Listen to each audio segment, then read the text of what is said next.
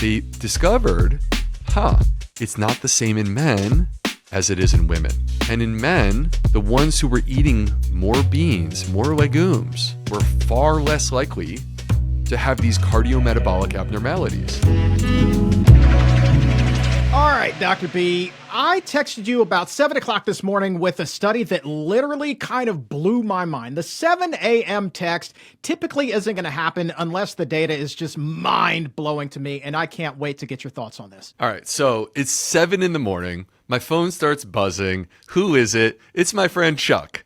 And what does he have to share with me? Because this better be good, Chuck. It's 7 in the morning. It's a cardiometabolic study. That's right. Now, normally I'd be like, what's up with this dude? Has he lost his mind? But you know what, Chuck, you do have great taste in research, so I trust you on this one. Thank you. Just as I found in our initial episode that we do have comparisons of who has the worst gas, men or women, this new research has likewise found what are the healthiest vegetables for men and women. Didn't even realize that there would be a difference, but these researchers took a big group of young adults, and indeed, they did find one vegetable being healthier for hearts of women and not so much a difference for the guys, but then there was a totally other different one that totally helped the guys, man. So really interesting data here, but you tell me, am I wrong here? No, you got that right. Here's what they found. Beans for the guys, broccoli and cauliflower for the women. Beans for the boys and broccoli for the bells, man. I'm loving this. Whoop, there it is, Chuck. That's the headline. Beans for the boys and broccoli for the bells. Yeah, man. All right, but I do think it's important to acknowledge that it's not so simple. There's a bigger story here, and I want to dig into this because it's not just about the beans and the broccoli. All right, man, let's dive in here on the Gut Insiders, because basically by the end of this episode, you are going to know exactly what belongs on your plate and why your gut might be running a completely different playbook than the person sitting right next to you. So, Dr. B, let's kick everything off with a little bit of rapid fire questions. You ready to do some quick answers to quick questions? Oh, man, I'm pumped up. Let's go. All right. So based off of this research, do men and women actually need different vegetables? I'm going to argue no, but you'll find out why. And I think that I know the answer based off of what you already said. We've got beans or broccoli as our options. If I made you pick just one for your heart, which would it be? For my heart, Yeah. I'll choose beans. But if you're asking me for other people, depends who I'm talking to. All right. Now, are the microbiomes of men and women actually all that different? 100% definitely different. All right. And for Team Broccoli, does it matter how you cook said broccoli? More than you realize. And finally, if there is no perfect diet, and we're going to put perfect in quotes there, what should everybody do, Dr. B?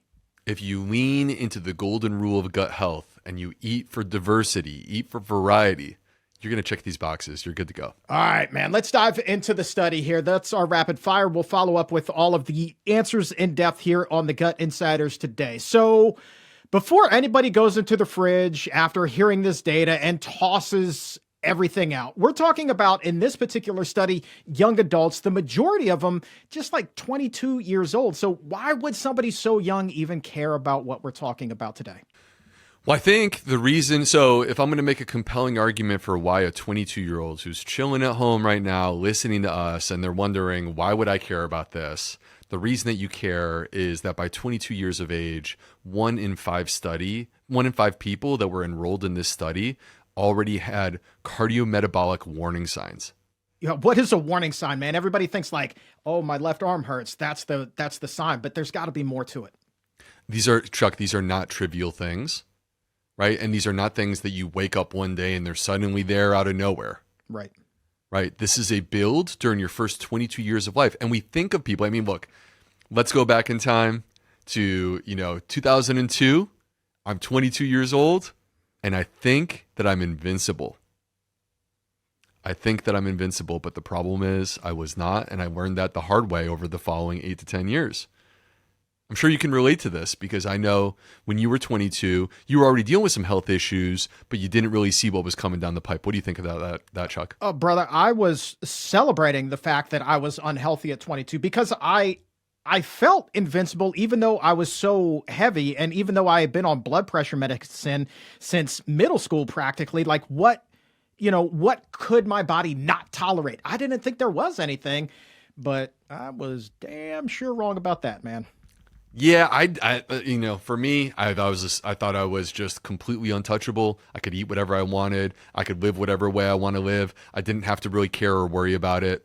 And here we are, and you see this study, and it's a bunch of 22-year-olds, and they're already showing up with elevated blood pressure, a enlarged waistline, which is indicative of visceral fat, which is inflammatory fat, high triglycerides, low HDL cholesterol, which is the protective cholesterol. So when it's low, bad. Elevated blood sugar. All right. These are the shots across the bow. I don't think that somebody necessarily needs to be where I was, pushing 400 pounds at that age, for there to be this kind of damage. But if somebody's looking in the mirror and they say, well, look, like you may feel fine, you may even look okay. Like, how do we know that something is amiss? I mean, to me, these 5 things, blood pressure, low HDL, high triglycerides, high blood sugar, and an enlarged waist circumference, that's a pretty good warning sign right there, because basically the trajectory for your future is being set now.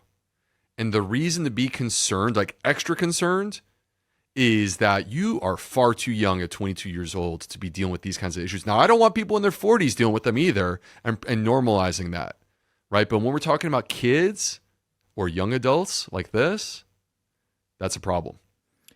Is the body more able to bounce back at that younger age than, say, you kick that can down the road until you're in your 40s, your 50s, even a little bit later than that?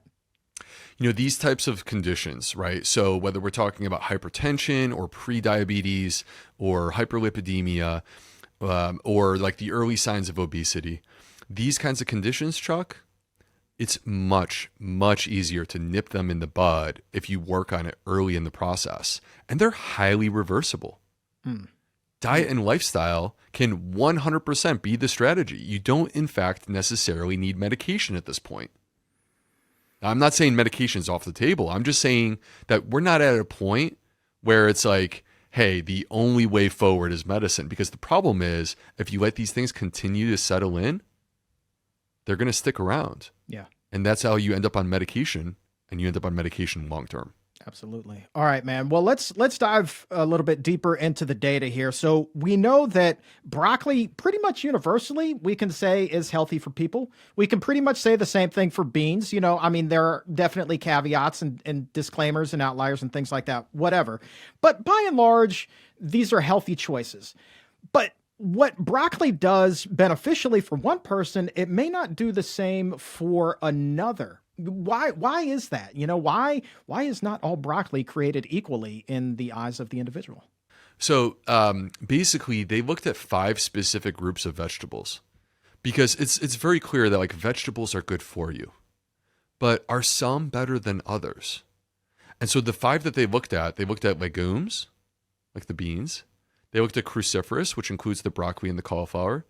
They looked at onions, garlic, like allium vegetables. They looked at greens. And then they looked at the colored ones like yellow, orange, red. Okay, so they broke it into these 5 categories. And they discovered, that's interesting.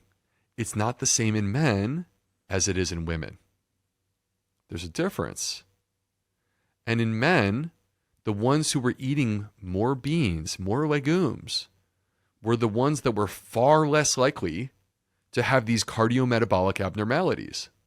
In fact, if you were in this group of eating more legumes, you were 72% less likely of being in the high risk group, the high cardiometabolic risk group. But beans didn't do it for women. Instead, they found it was the cruciferous vegetables, the broccoli, the cauliflower, the arugula, the broccoli sprouts, whatever it might be, Where in women, those who were consuming more of this, the cruciferous, they were 85% less likely to be in the high cardiometabolic risk group. So, and they controlled for all these different factors. And ultimately, when the dust settled and they looked at everything, this is what they find. They find that men seemed to benefit from legumes more, and women seem to benefit from the cruciferous more. Now, I must say, this is a cross-sectional study. It's a single snapshot in time. It's observational, and you can't infer causation. So you can't directly say, hey, because they ate more beans, this is why they were at lower cardiometabolic risk. You can't say that. But what we can say is, hey, there's an association there. There's a signal. Did the researchers look at the type of bean that was being eaten, say black beans versus kidney beans or pinto beans? No, they didn't break it down in that level of detail. They were just sort of looking high level at the category. Because the truth is, Chuck, that one of the challenges that exists is unless you have people in a study where they're like literally writing down every single meal and exactly what they eat and how much of it they eat, which, by the way, gets tedious by the second meal of the day. Yeah, it does. Even with those apps on your phone, man. Even with the apps. You get sick and tired of it real fast. Yeah. Right. So typically the way they approach this and the way they approach it in this study is more of a survey, where the survey is going to ask you, like, hey, give me a sense of like how often you're eating this. So that's the tool that they're using. And I would assume then, ditto for the cruciferous vegetables, right? So if that's how they did it with beans, then cruciferous vegetables the same way. So we can't say broccoli over Brussels sprouts, basically. No, we can't say broccoli over Brussels sprouts. I think that there's an entire debate that exists, to be honest with you, of like, does it even matter? Does the study finding even matter? But I guess the starting point is like, hey, what's the deal? Why would this even be? There it is. And that's the thing, right? So let's check the fact that we're just talking about beans in general or cruciferous vegetables in general, right? Don't worry about the specifics there, but let's talk about the why behind it. What is going on that makes the beans so beneficial to the guys and the cruciferous vegetables so beneficial to women? Okay. Well, so we're going to run with this, Chuck. Run, baby. All right. Yeah, we're going to run with this, but with the caveat that we're all on the same page. The listeners at home, they're on the same page with us. That like, hey, I'm not saying that beans for guys and cruciferous for women is set in stone, but I'm going to try my best to explain what could be going on. And I got two theories. All right. The first has to do with hormones.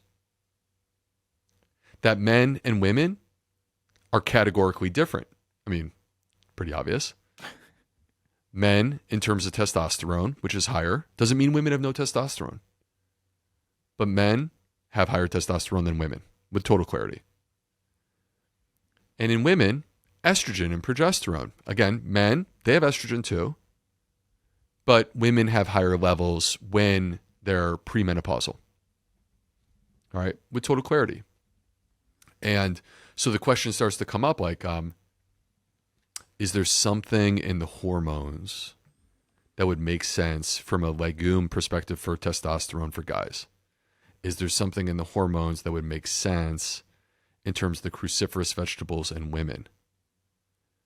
And the problem is, I can't find anything. I did a thorough review of the medical literature, Chuck. And I couldn't find any study that I was like, ooh, there's the light bulb moment. The authors in the discussion of this paper that we're talking about, the discussion is the place where they can have a little bit of freedom to kind of say, hey, we're venturing a guess. And they brought up the possibility of hormones, but I feel like they actually even went too far with it, even though they have the freedom to venture a guess, because they kind of said, well, we think legumes might be connected to testosterone, but there's literally no data to back that up. So I guess stay tuned. This is where research will continue into the future, hopefully. I don't know if anybody's planning to pick up this research and continue it. So, I mean, literally, my next question was going to be, whether these microbiome differences were dictated by diet or genetics or hormones, but it kind of sounds like stay tuned. Well, no. Give me a chance here. Give me a chance on this man. one. Because the second thing is the microbiome. Okay. All right. And let's start with establishing this, that the microbiome of men and women is distinctly different. Okay. Okay. So now, do those differences explain the findings from this study? We don't know, because they didn't do microbiome analysis as a part of their study. It would have been really interesting and cool if they had, right? So I'm talking about like a different study that says that men and women have a different microbiome, and then the study that we're discussing where guys did well with beans and women did well with broccoli. Okay, it's not easy to merge those things together, but let's work through the facts. Number one, men and women have distinctly different gut microbiomes. Number two, those differences in terms of the gut microbiome, they are clearly hormonal. Here's how I know that, Chuck. The difference is there's not really a distinct separation until puberty. So we find that prior to puberty, men and women, it's hard to tell if you look at their microbiome whether it's a guy or a girl. Then once they hit puberty, there is a separation that occurs. And then it actually seems to come back together at menopause. So when women lose the estrogen production that comes from their ovaries, I'm not saying that their microbiome looks like a man's microbiome. I'm saying that it starts to look more like a man's microbiome than it did previously. Interesting. Yeah. So, and we know, and I believe that you and I have discussed on at least a couple of our shows together, the concept of the estrobolome. Yes. I can't, don't ask me to pull any of that out of my head, but the word itself rings a bell. Okay. Well, what we're getting at here is that, I presented this as here's hormones, but I'm not buying that it's hormones. But now I'm talking about microbiome and the gender differences. And here's the problem. Like, I can't totally discredit hormones because hormones impact the microbiome. And in women, there's a specific part of the microbiome called the estrobolome. And the estrobolome is affected by estrogen. Actually, estrogen, during premenopausal, estrogen is actually great for the microbiome. Supports gut diversity, supports the gut barrier, is anti-inflammatory. Right? Estrogen is a great thing. And you could track this, Chuck, during a woman's hormonal cycle, believe it or not. Yes, because it's the period of time when, after ovulation, when estrogen levels drop off, right? Because estrogen levels basically rise until the egg is released. And then once the egg is released, the estrogen levels drop off. And this is a period of time when symptoms actually can be more severe. All right, man. So I got to be honest with you. Like, at this point, my head's starting to hurt because right after we're finished, I have to go grocery shopping. Honest to God, I have to go to Safeway to shop for Julie and I. And now I'm thinking, man, like, do I have to have a shopping list for Jules and then one for me? Like, how does this work? Because my head is struggling to comprehend and it's a little bit achy at this point, bro. First of all, I'm going to answer your question, which is to say, I don't think you need separate shopping lists. My God. But this is a little bit confusing because I do want to close out the microbiome section just by saying this, that it's kind of interesting that men did better with legumes in this study. Again, cross-sectional, let's not get carried away with it, but men did better with legumes. And there is some microbiome research to suggest that the male microbiome produces more short-chain fatty acids, which is what you need in order to really process and digest legumes effectively. Gotcha. All right. It's fascinating. Go ahead. Flip side, in women, it's entirely possible that the female microbiome is better positioned to help to process the cruciferous vegetables. So, and that leads us into your question. Do we need separate shopping lists? And my answer is no. Here's why. Because ultimately, you're not excluding either, no matter who you are. Ultimately, you want to eat both because they're not the same and they provide benefits to you, to your microbes, to your health.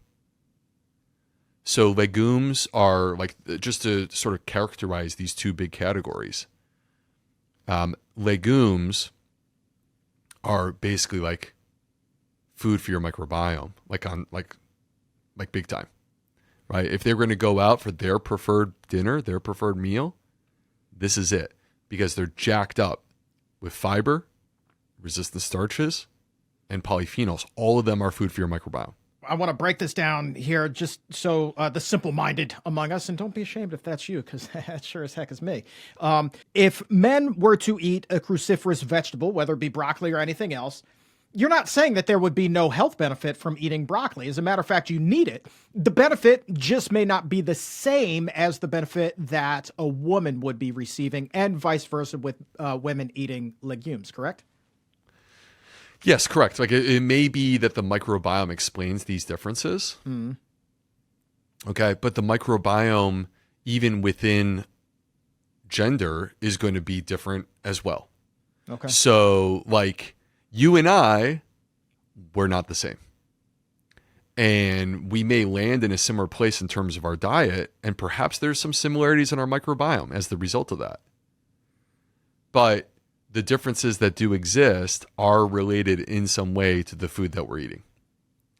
And so I think the point from my perspective is that I definitely don't want the listeners at home to take away an idea that men should only eat legumes and stop eating cruciferous, or that women should only eat cruciferous and stop eating legumes. Whoa. That is definitely not the point. I want you eating both, and I want to teach you how. Yeah, well, let's get into the how, because the how is really important, because I know with both legumes and cruciferous vegetables, cooking methods are paramountly important and can really alter how well a nutrient is able to be absorbed into the body. So when it comes to cruciferous vegetables, I've heard some camps say, do not eat them raw. Then you also have other camps that are like, these are the ones that you absolutely need to be eating raw.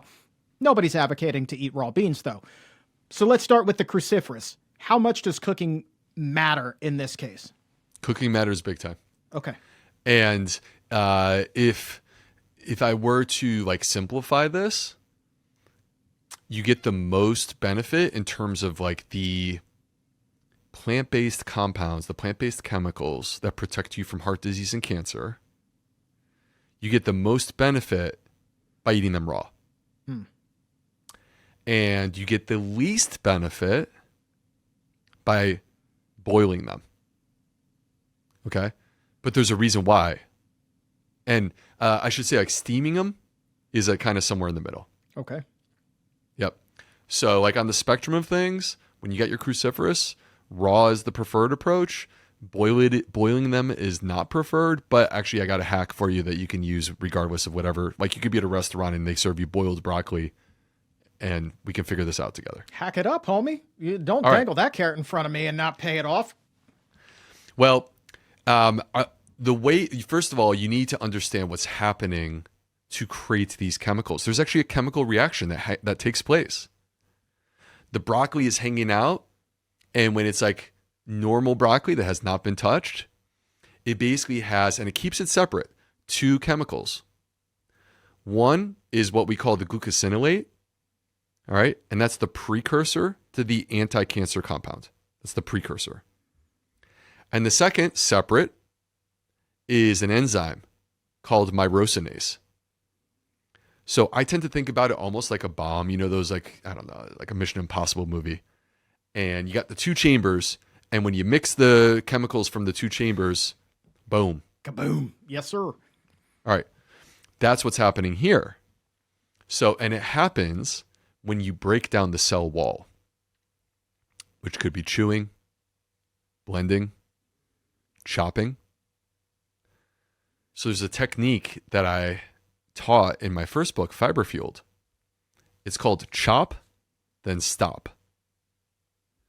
where if you chop up your cruciferous vegetables, Brussels sprouts, arugula, broccoli, cauliflower, there's so many of them. Chop them up and walk away for like 10 minutes.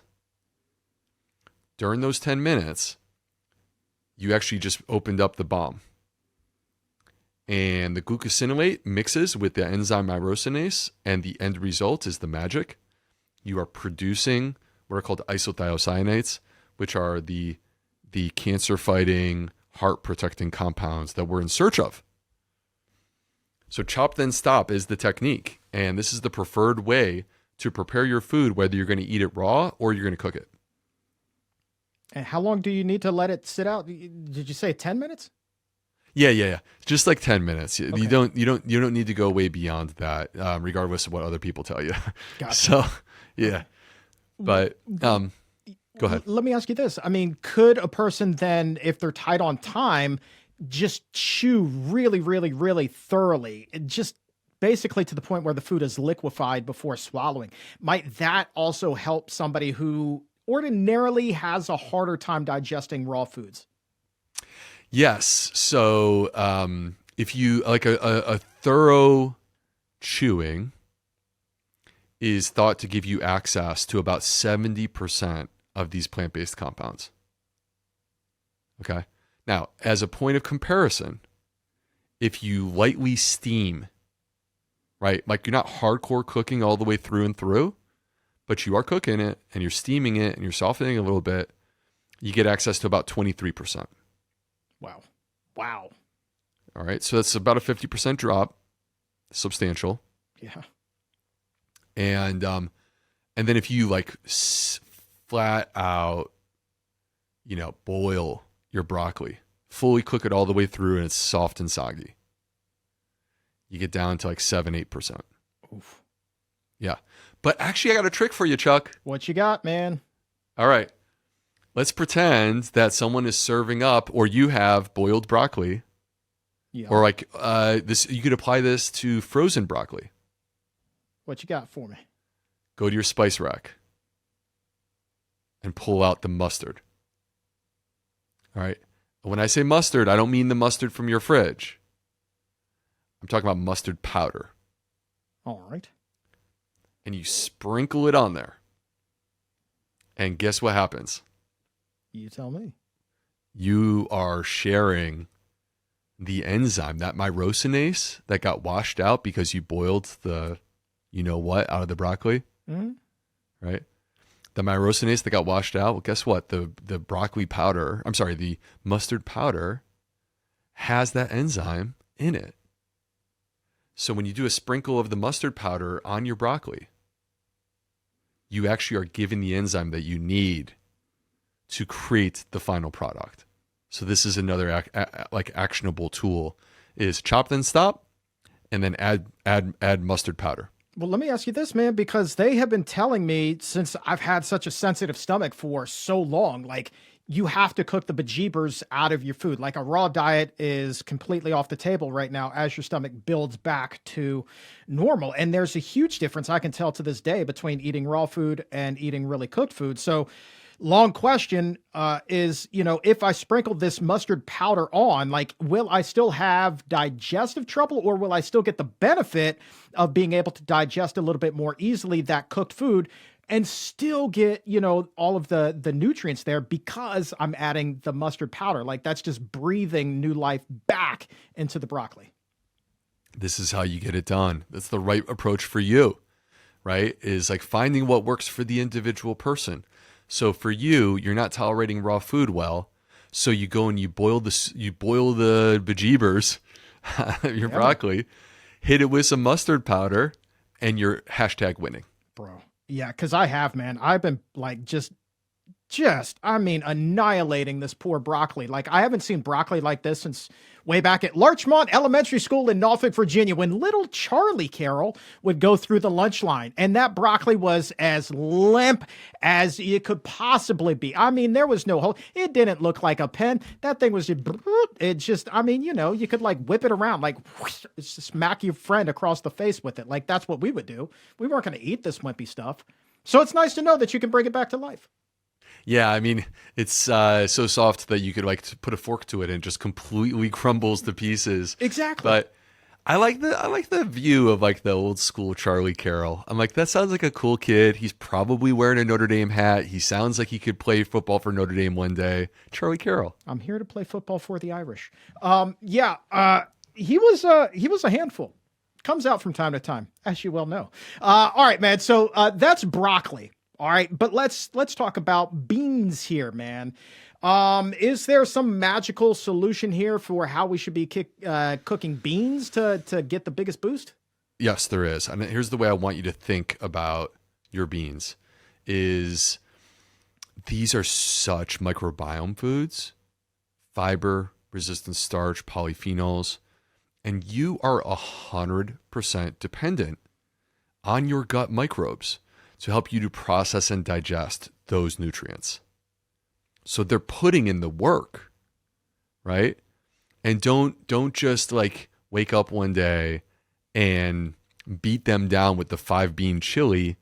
That's Chuck, that's like the microbiome equivalent of like waking up one day and being like, I'm going to go and I'm going to do a triathlon today.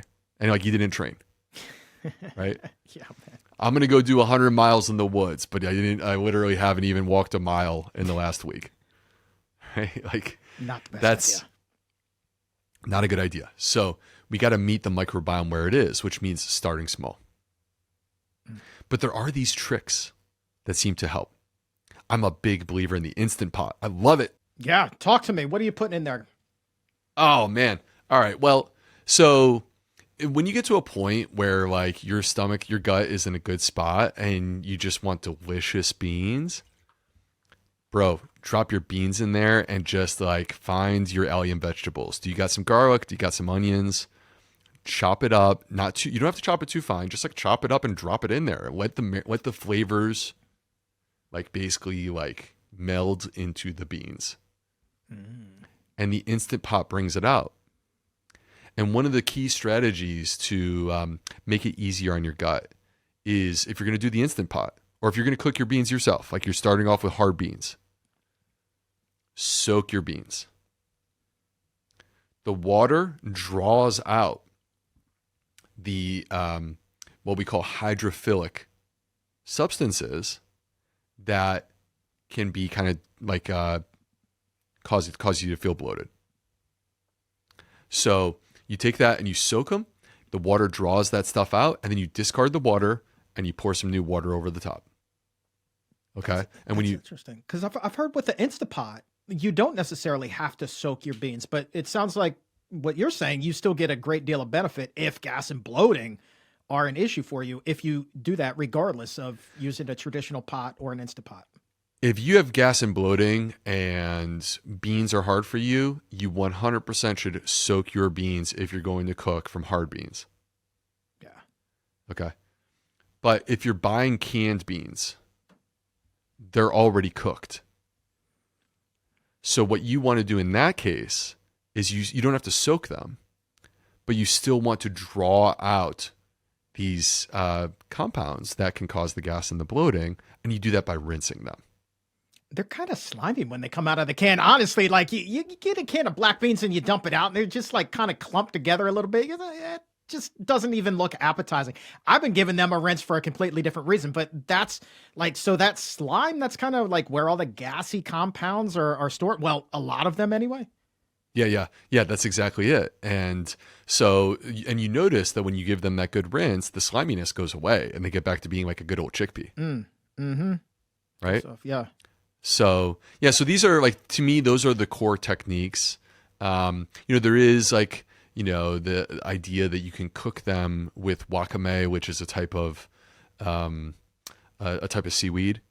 But I think that the most important thing is just getting straight on. If it's canned, rinse it. If it's something that you're cooking yourself, soak it. And that's the best way to actually make it easier to tolerate your beans. And then start low and go slow and ramp up over time. hardcore nutrition nerd question here, but the vegans who are listening right now are going to friggin' love this. You mentioned chickpeas, and we're talking about rinsing beans. A lot of these recipes call for aquafaba, which is the chickpea water. Do you still recommend, even though a lot of recipes call for using this, avoiding that for the time being if you have a sensitive stomach? Well, so that's going to be like it's going to be delivering to you some of those compounds that we're talking about that, by the way, are not bad for you. They're not bad for you. It's more so that they're overwhelming your gut, right? So if you're going to go and make the aquafaba, just be aware that that's what the aquafaba is being made from. And that's why if you get bloated after enjoying that, that would be the reason why. Dude, I had an idea for a t-shirt for you just now. Like, it'd be just Dr. B on the front and on the back. Yeah. Plain white text, soak your beans. No explanation needed. I just think that would be hilarious trying to watch people figure out what soak your beans actually means when it means just that, soak your beans. There's no hidden meaning. Yeah. I mean, let's just cut to the chase. Soak your beans. Right? Am I asking you too much? Yeah. Soak your beans. Bro, soak your frijoles. Okay? You tell them we could show up to any veg fest in the world and sell the soak your beans t-shirts and retire the next day. They would sell out. I'm just saying, put it on the to-do list, Will. Put it on the to-do list.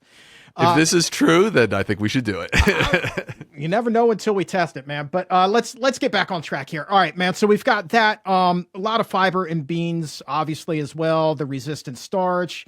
And all of that's anti-inflammatory. So let me ask you this, another nerd question while we have a couple of minutes. So it's like, if these compounds in beans are anti-inflammatory, why then still are they so problematic for people at the beginning? You know, when they're supposed to be anti-inflammatory, it seems like when you first start eating beans, and I think back to when I first changed my diet and went on plant-based exclusively, you know, how rough those first couple of weeks were. So yeah, dude, talk to me. Like, how could something be so good for the long term, but in the short term be so, I don't know, problematic?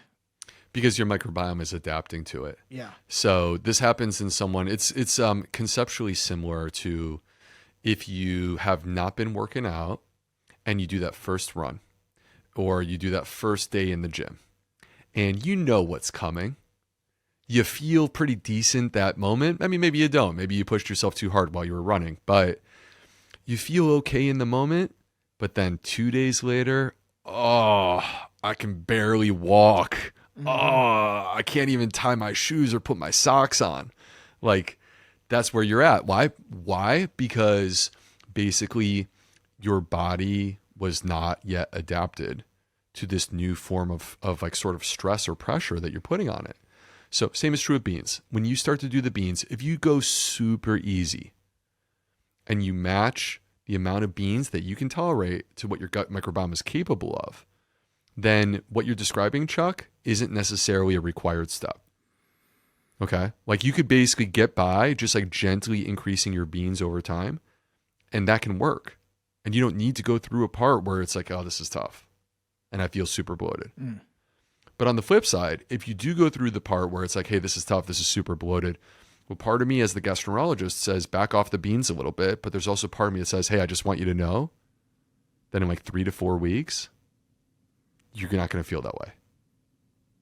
All right. That's going to get better. So we're talking like 3 to 4 weeks, we get better, but like that first step can be, I don't know, like the most daunting, the most confusing for a lot of people. So if they are going to start tonight, like what is the first thing that you would recommend for them? Okay. So no matter who you are, guy, girl, it doesn't matter whether you like what this study said in terms of legumes and broccoli. I'm telling you, they're both good for you. And you would not be wrong to choose either of them. And let's just start with one simple serving. That's it. It could be a scoop of beans. And when I say a scoop, it might be a small scoop. And that's okay. It could be a handful of broccoli. And you know what? That handful of broccoli, it could be, you could cook the bejeebers out of it. Not a problem. Use these tricks. And also feel good that you're eating delicious, nourishing food. Do refried beans count? Do they count here? I mean, refried beans, the issue that we run into is like a lot of them aren't necessarily super healthy for you. And so What if you get the vegetarian ones that don't have a lot of fat, minimal spices? I mean, literally, it's just the spice, maybe a little bit of salt, and the pinto beans just mashed up. yeah. So like if you're making them yourself at home, that's awesome. If you're getting them from a can, they're going to be super high in salt. That's the issue. All right, man. Well, let's bring everything home by revisiting our 5 questions that we had at the top. Pretty sure that we know the answers now and we can answer these things confidently. Question number 1, do men and women actually need to eat different vegetables, Dr. B?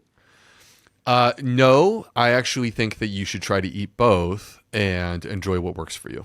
And beans or broccoli? If I made you pick just one for your heart right now, which would it be? Give me both. If it were just for the heart, oh gosh, I'd probably go with the beans because there's more broad data. This was a small study in 22-year-olds, so let's not get carried away. There's other studies that would suggest to me that beans are the way. Are men's and women's gut microbiomes actually all that different? They are different, and that is informed by our hormones. Men's hormones do impact the microbiome in a certain way, and so do women's hormones, and that can affect the way that we process and digest our food, among other things. And does it matter, good sir, how we cook the broccoli? It does matter, and when we get back to this compound that we're trying to get more of, the isothiocyanates, raw would be the preferred way. But if you're going to cook the bejeebers out of it, just put a sprinkle of the mustard powder on top of it, and that makes up for it. We need a drinking game for the word bejeebers in this episode. Final one. If there's no one perfect diet, Dr. B, what should a person do? Talk to me. Don't put too much pressure on yourself. Don't feel like, you hear a study like this and say, oh, well, I'm going to overthink it now and I need to do this, but not that. No. Listen to your body. Allow it to talk to you. And just eat a wide variety of different plant-based food. And for the love of Pearl, if you have rearranged your grocery list like I did, even a little bit, do us a favor. Hit follow right here on this channel. And certainly if you are listening on Apple Podcasts, Spotify, wherever it is that you get your shows, be sure to follow there as well and leave a 5-star rating and a nice review. That's how we continue to educate people, not just with this particular episode, but everything that we do here at The Gut Insiders. And also, Dr. B, I would encourage people to share this show too, because you know that odds are you're not the only one out there who's struggling. Like, we could all use a little more beans and broccoli in our life. And now we know why, Dr. B.